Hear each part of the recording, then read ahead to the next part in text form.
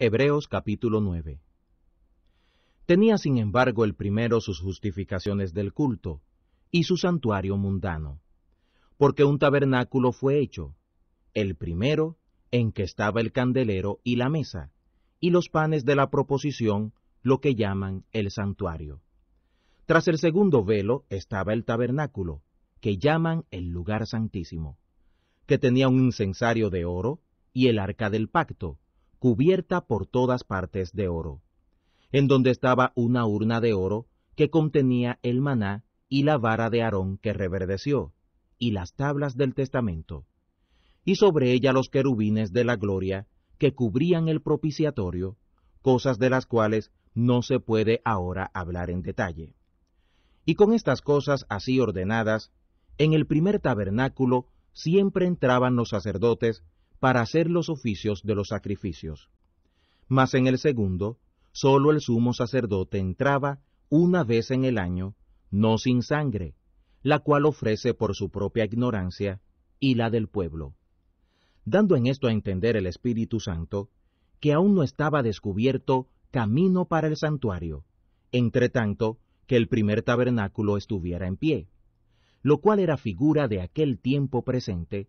en el cual se ofrecían presentes y sacrificios que no podían hacer perfecto al que servía con ellos, en cuanto a la conciencia, sino en viandas y en bebidas y en diversos lavamientos y ordenanzas de la carne, impuestas hasta el tiempo de la corrección.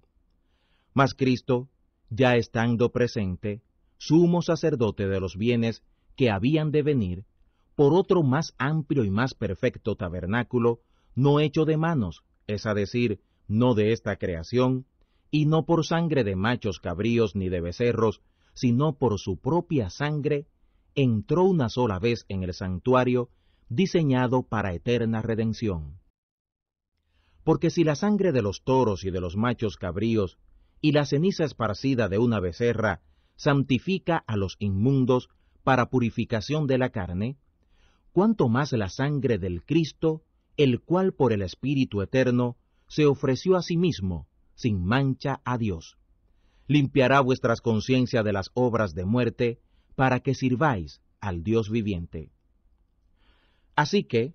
por eso es mediador del Nuevo Testamento, para que interviniendo muerte para la remisión de las rebeliones que había dejado del primer testamento, los que son llamados reciban la promesa de la herencia eterna. Porque donde hay testamento, necesario es que intervenga la muerte del testador,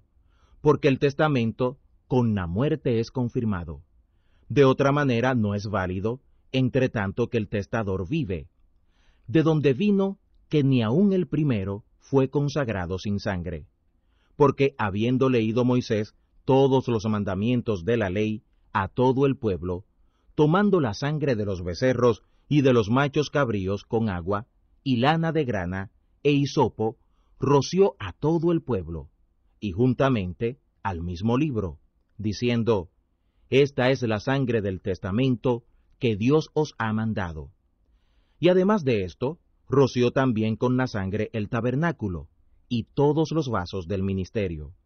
Y casi todo es purificado según la ley con sangre, y sin derramamiento de sangre no se hace remisión. Así que fue necesario que las figuras de las cosas celestiales fueran purificadas con estas cosas, pero las mismas cosas celestiales con mejores sacrificios que estos. Por lo cual no entró Jesús en el santuario hecho de mano, que es figura del verdadero, sino en el mismo cielo, para presentarse ahora por nosotros en la presencia de Dios, y no para ofrecerse muchas veces a sí mismo, como entra el sumo sacerdote en el santuario una vez cada año con la sangre ajena. De otra manera, sería necesario que hubiera padecido muchas veces desde el principio del mundo,